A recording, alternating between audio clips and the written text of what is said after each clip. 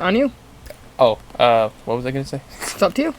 Oh, today we're reviewing The Bad Guys. You'll never guess who's a bigger fan of it. Did you miss me? I'm gonna make this a slightly smarter decision on my end. And I am instead... Oh wait, am I twisting it more? I am. Hey guys, so when you make YouTube videos, you do things. And when you do things, things can happen that isn't what you intended to do. Great TED Talk. Thank you guys. That was $30 for my seminar. And I hope all of you enjoyed it. You look like a Persona character. Disturbing the peep. So, if you guys don't know... Oh, I can't see. Okay, I'm ready. I'm sorry. All right. I can see now. I can see! So, if you guys don't know, this is my good friend Summer. She's a veteran of the channel. Yes, been here a long time. I have many badges and medals of the JordinsWrld Army.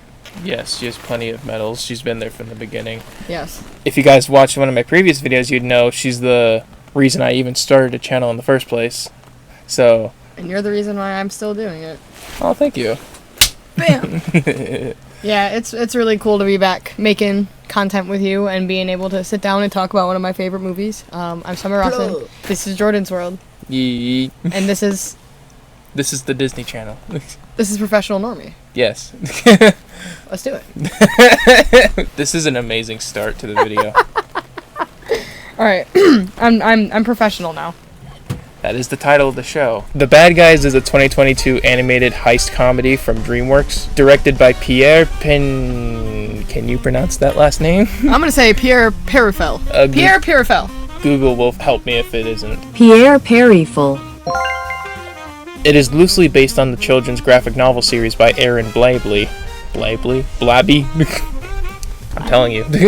Those are crazy names to start off with here. It really is. I remember seeing trailers for this movie back then, but I didn't really think much about it until the sequel came out, and I was like, well, that definitely has some merit. What? It's got to be worth something. Oh, yeah. It looks like a simple comedic heist movie for kids, but actually, it delivers on a lot of like strong art style and plot points that have been done to death, but puts a unique like emotional spin on the situation with anthropomorphic animals and the bastardization of like stereotypes towards predators. And I also learned, thanks to you, the movies are loosely based on the graphic novel series, which I know I've seen that cover before, and it's terrifying. Yeah, they do not look anything like they do in the movie, and it's kind of an interesting twist because it is a children's graphic novel, but if you were to look at this, you would probably think it was something straight out of Adult Swim. That shark on the cover is not exactly... Yeah, I'm sure we'll put a picture on it somewhere, but it's kind of freaky, I love it. So basically how these episodes go is I make a brief intro, and then I just kind of give a baseline plot summary for the movie, and then explain like most of the main characters and the villain. Think of like Wikipedia, like a Wikipedia article, but condensed into a 15-minute video, more or less. So you are Wikipedia. Pretty much, I am the Wikipedia. And I am the fandom Wikipedia. So let's start with the story and characters, shall we? Yeah. All right.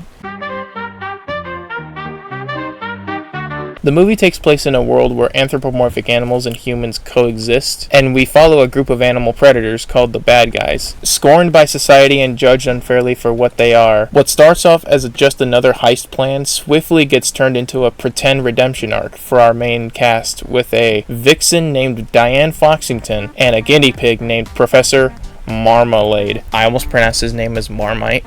Marmite? Marmite. I mean, Marmalade kind of sounds like a slimy, gross, weird name. That is a slimy, gross, weird little man. Of gross little guinea pig, yes. Yeah, I don't like Marmalade. I don't like him. I think he's weird. He's a strange fella. However, the wolf who I learned is named Mason. I actually never knew that. I found it somewhere on Google. He seems to have found a newfound love for being kind to others, which causes a rift in the relationship with the rest of the bad guys. So basically your stereotypical, like kind of liar revealed storyline, but But they kind of like, leave the breadcrumbs at the beginning. Like, they kind of take the trope of, hey, we're going to present this really nice, hopeful view of what could happen in the story. And when stories do that, you have to be very particular about how you do it, because sometimes stories give away way too much at the beginning, just thinking people are going to be like, oh, they're going to forget about this, or, oh, they're going to think it's not important, when everybody's watching the movie the same way. I think The Bad Guys does a really good job of withholding that information. yeah, and I can agree with that too. I think it's with a lot of movies, it tells the same like story beats and everything, but what really holds it up for me is just how like fun and unique each of the characters are. Yeah. Like Mr. Wolf being the main guy, he's like this suave, like just all in all cool guy. Jordan, Huh? I feel like I need to talk about the wolf. Look at me. I got this, I got this, I got this. Mr. Wolf, voiced by Sam Rockwell. Mr. Wolf, that's my homie. That's my dog. He is the leader of the bad guys, and got a very suave, charismatic vibe to him, and he's always planning his next big job. With his crew, he kind of struggles, though, underneath this bravado. He struggles with identity, and struggles with, is there a concept of being bad comparative to being good that is better? There's a lot of morality struggle that we see in Mr. Wolf, as he is also the first bad guy with the inkling to turn good. And he kind of has an arc throughout the movie where he goes from this self-confident, criminalized, like, you know, smooth operator. Like, that's the best way to describe him. And he starts to kind of lose a little bit of that, which is somewhat centric to the movie. He starts to lose a little bit of it, but it works. And he starts to fall into this good guy persona, all because a grandma on a set of stairs called him a good boy. Yeah, I mean, tail wagging and all. I mean, that would make my tail wag. I get it. Right. That is his main focal point of the movie, and why he kind of starts that little twist in 180 in his morale. And honestly, that is where the rift with the rest of the crew starts to happen. That was a great description of the character. Thank you. I tried my best. Here I'm trying to be like quick with everything, but like you really go in depth with it all. I'm about to say, you brought me on. That means I'm gonna yap. And I'm gonna yap a lot. Especially because you brought one of my favorite movies on your show. Yeah, all thanks to you for recommending it. Yeah. Then there's Diane Foxington. Very creative names all around here. Yeah. Voiced by Zazie Beetz, is the governor and a former thief herself who went by the Crimson Paw.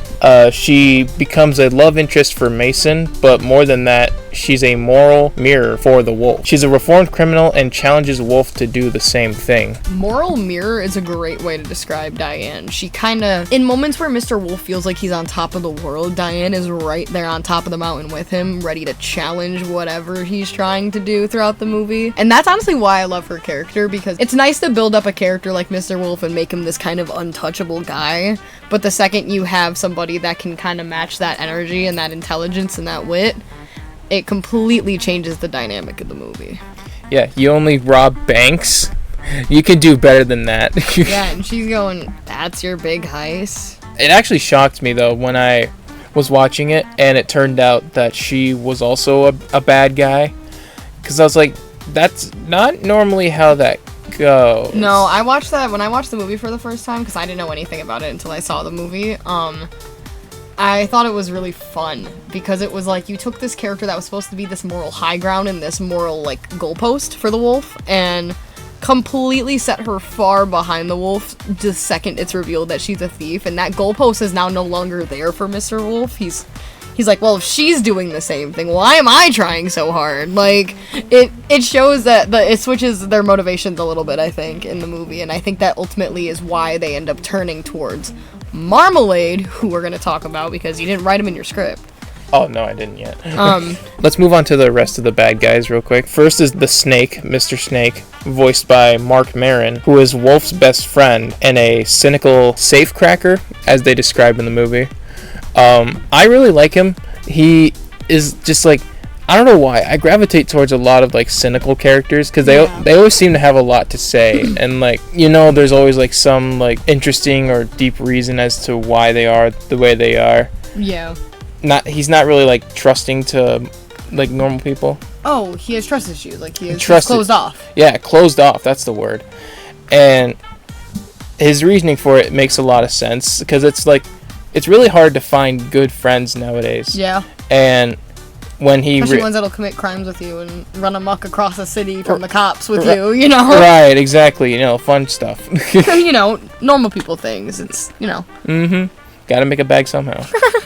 I find their relationship to be pretty endearing, and he's probably one of my favorite parts of the film, honestly. And I think one of the biggest parts of Snake that I enjoy is he is one of the main people to first really push back on Wolf for the notion of turning good. Yeah. He's like, we've done this for so long. What is suddenly making you change, right? And you see this arc where Snake kind of closes out Wolf, his best friend, and it makes sense. Snake, knowing how you explained him, is closed off and having trust issues, now has his best friend kind of fully turning around on him. Snake completely takes the notion of cutting him off and kind of distancing himself for a little bit of the movie. But you can see how it affects both of them. Wolf gets sloppy, Snake gets restless. Mm-hmm. Like, it's kind of beat by beat, so when the reunion happens, it's absolutely amazing. Oh, yeah. Yeah, that's pretty good. You're really good at describing this stuff. It's one of my favorite movies ever. I mean, it's hard for me not to, like, think about it and always think about, oh, how would I explain their character, blah, blah, blah. Yeah. Moving on? Yeah. Miss Tarantula, aka Webbs, and she is voiced by Aquafina. Shout out Aquafina. She is the hacker, sort of tech expert. She's sarcastic with her crew, but she's very, like, quick-witted and sharp when it comes to problem solving and whatnot, and just kind of cleans up their dirty work. Webbs low-key carries the bad guys. She really do, though. Like, all of their heists, all of the deactivation of systems and everything, that's her. Like, she kind of carries the team on her back. Like, can't lie. Gotta give my girl her flowers, because she's really good at committing crimes. Cybercrime is a gift, and she has it. She's got that on, though. Yeah. Next up is the Shark Man, voiced by Craig Robinson. Honestly, I like a lot of the movies he's in. Yeah, Craig Robinson is phenomenal. He played one of the ogres in Shrek 4. He's that's my chimichanga stand. I just didn't. Out of all of the Craig Robinson voices, I was trying to pull. The last one I would have thought of is that's my chimichanga stand. But who is Mr. Shark, Jordan? He's honestly just a vibe. You remind me of Mr. Shark. Oh, thank you. Very kind, very sweet, but also master of disguise. I'm just missing the sharp teeth. Yeah. I'm gonna take a nail file. I'm gonna sharpen him. He's just a big goofball. I like what he brings to the team. I like, though, that he's the comic relief, but also, like, he's not the, like, incompetent type of comic relief. He's good at what he does, and his costumes are hilarious. How does nobody, like, tell that that's not a shark underneath? That, and also, congratulations on your baby. Oops, I forgot, I'm not pregnant. And the last member of the bad guys is Mr. Piranha, who is voiced by Anthony Ramos, Mr. Hamilton himself. And quite frankly, okay, Anthony Ramos, mini tangent. Anthony Ramos is a good actor. I think he kills this role, though. Like, I did not expect him to be able to play something so comedic after playing a lot of very serious and intricate roles, but Mr. Piranha is a representation of every Ford owner, and I think us coming from Michigan, we are allowed to say that. Yeah, I wrote that. And he shoots out a wave of White Castle gas, if you know what I'm saying. I feel like most people who live in Michigan would know what I'm saying. Yep. He's got real, like tiny guy Ford owner energy. Yeah. But he also is very charismatic. I feel like he is probably one of the most, like, eccentric ones on the team, I think I would say. He got what is it, like a fucking, why can I not, no, I can't, there's a word I'm thinking of. Wait, no. Oh, God. He has a bottomless stomach. He can eat pretty much anything. And he can, reap the repercussions of that, I fear. I thought that was Snake. Oh, no, that is Snake. Sorry, I mix them up. Restarting that. I think he has a strong connection to all of the bad guys separately. And he's kind of weirdly like a little brother figure, I feel like, to a lot of them. He does give little brother energy. But he very much dances to the beat of his own drum, and I think the best part of his character is if you tell him not to, he will. Yeah, that sounds about right. Yeah. This book, this is the first issue of the Bad Guys comic. I got it from my local Barnes & Noble, but this book was the thing that came out before the movie, so I'm gonna break down a few of the book versus movie comparisons, to give you guys a little bit of insight on the background of the film before it was made into an actual film, which, Jordan, you might not know some of these facts, so let me run them by you as well, since you just watched the movie and you gave your review, so you mind if I run by some fun facts by you? Go ahead. So in the actual books, Diane is not existent. She does not exist in the actual film, or in the book universe, but there is a character that is the inspiration for Diane that exists, and her name is Agent Fox, or Ellen Fox. She kind of has similar characteristics and attributes as Diane does, but she is not Diane Foxington. Diane Foxington does not exist in the books, but Ellen Fox does. Ellen Fox does not exist in either the first or second movie for the Bad Guys.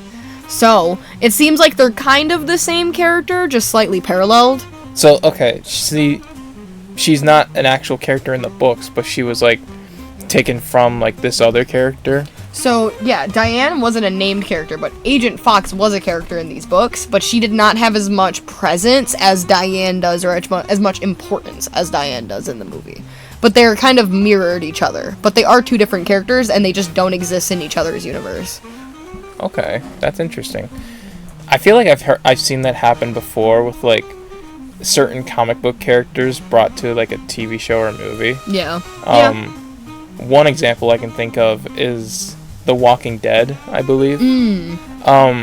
There's a particular character in there. He was never in the comics, but he was inspired by different, like, types of characters from the comics. But yeah, no, a lot of stories do that, I feel like. 7, 8 books or thousands of issues into one movie-length project. So I feel like a lot of those things have to be condensed or either merged. Yeah, like I just read in this interview, the actual, like, original author said, like, the movie is based on, like, only, like, the tone of the first 4 books. So it's good that they're, like, sticking to, like a tight-knit pace when it comes to the plot and, like, whole vibe around it, because he specifically said tone, so that implies, like, yeah, there's just not a lot of, like, there's a lot of similarities, but we had the same thought. Yeah, there's a lot of similarities, but both done in their unique way. You say that, like, oh, it's sticking to the story and whatnot. The second deviates very strongly, and it did a really good job of deviating. I have not seen a animated movie deviate so far away that well since Puss in Boots: The Last Wish came out. And you know that's a good movie. It's a great movie. My next fun fact, if I may, Marmalade, that little freak man I was talking about, this guy, yeah, he was always bad in the books. There was no, like, he was charitable, he was kind, he was sweet. None of that existed in the books. He was just slimy little f***ing Marmalade.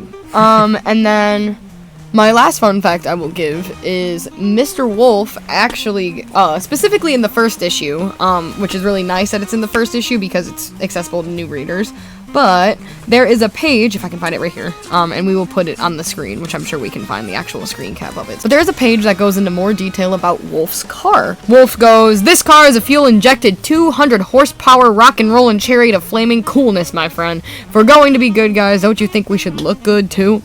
And the specs that are on it are a wicked powerful V8 engine that runs on undiluted Panther Wii, fat wheels for just looking insanely cool, custom ejector seats for personal safety and also practical jokes, and an oversized muffler for being very, very loud at all times. Those are the exact details of his car, and holy shit is it on brand for Mr. Wolf. Yeah. Dude's the one that took off his muffler to compensate for something else, if you know what I'm saying. So, but I love him. That's no hate to my guy, Mr. Wolf.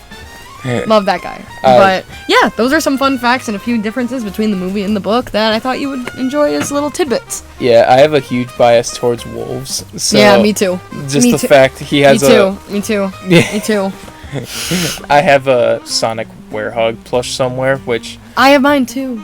I actually have a plush of a wolf like that I got Aw. from the zoo under my bed. But it's I don't know why. I have such a like interesting like huge bias towards like wolf creatures. Like the werewolf is like one of my favorite folklore creatures, the lycanthrope.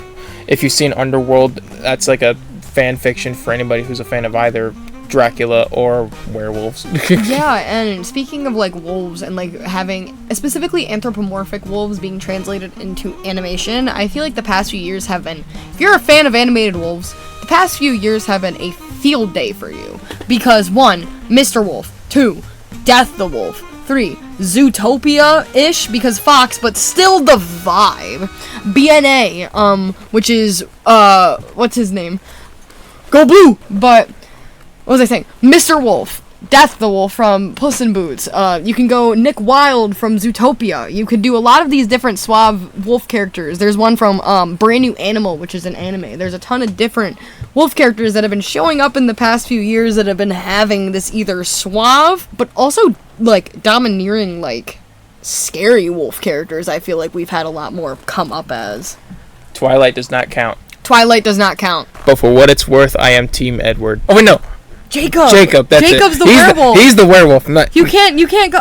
I got it That's the dark backwards. side. You can't join the vampires. No, That's the dark side. No, I can't. My girlfriend's a vampire. Oh. Yeah, I'm kind of scared of her. It's okay. I can, like I mentioned Underworld earlier, canonically we're stronger than her. Really? I think so. Let's go. Go Team Werewolves. Drop in the comments if you're a werewolf or a vampire. Well, we've been rambling about Twilight on a episode about the bad guys. So, time for the next.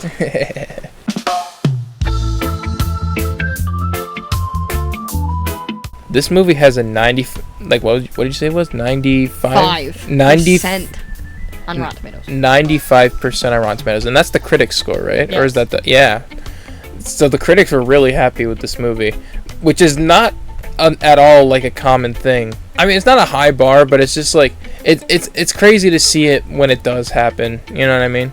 Because like critics don't really pay attention that much to more reviews. I didn't mean to be ignoring you. No, that's all right. I don't know. It just feels really hard to please most critics nowadays, and it's just like there was something about this movie that Rotten Tomatoes really liked. Yeah, So. and another big, like, I'm just scanning through reviews of the movie itself. It seems like a lot of people are very happy about the balance between kids content and very minor things for like little adult jokes that are thrown into it once in a while.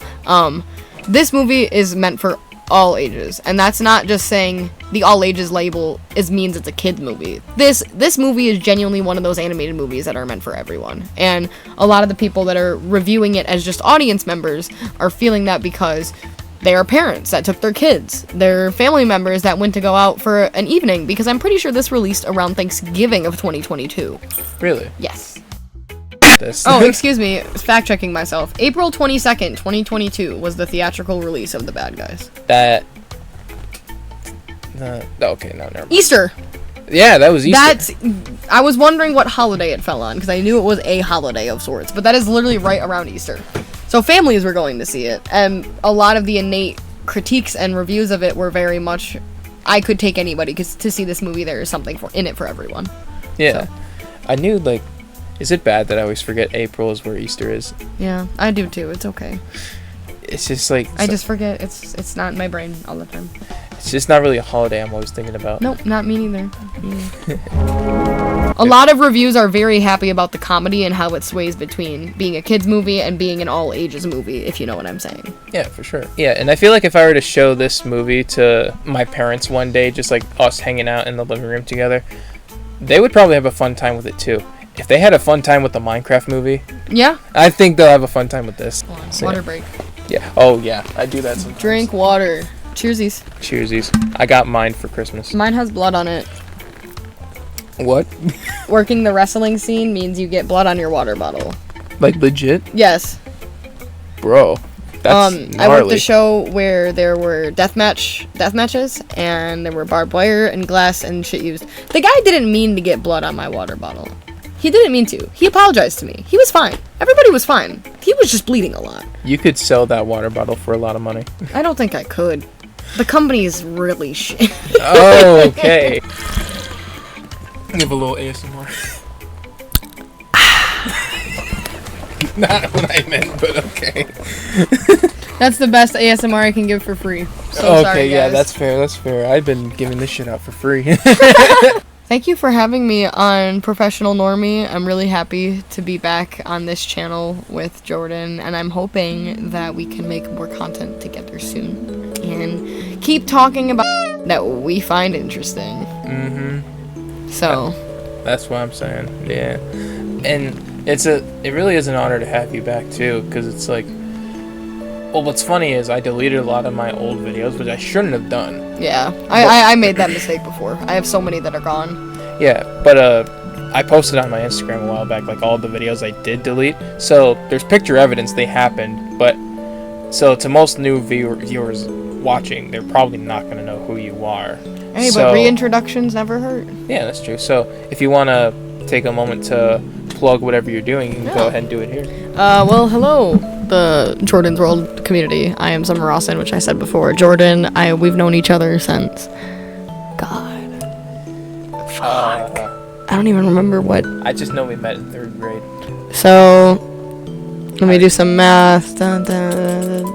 2000, it would be 2014, 2015. Me and Jordan have been buddies, and now that we're adults, we can now choose when we see each other. And I want to start making more content with Jordan, so if you like what he makes, you'll probably like what I make. Summer Rawson on everything, occasionally with an underscore at the end. I got a lot of cool stuff in the works, and I want to include this guy on some of it, so the goal is to see more of us together. So, but I appreciate you having me and sharing your space and your platform with me to talk about one of my biggest silly fucking hyperfixations ever. But yeah, close it out, Mr. World. All right. Well, I hope you guys have a good rest of your night and good rest of your day. Or morning. Or morning. Or evening. That's usually why I say it. It's like you're either having a good night or a good day around the world. Yeah. And so, yeah, I hope to do something like this again someday. And yeah, I'd say that's about it. There's nothing else you want to plug first? I think we're good. Thanks for having me, and I appreciate being back, man. Appreciate being back. Peace!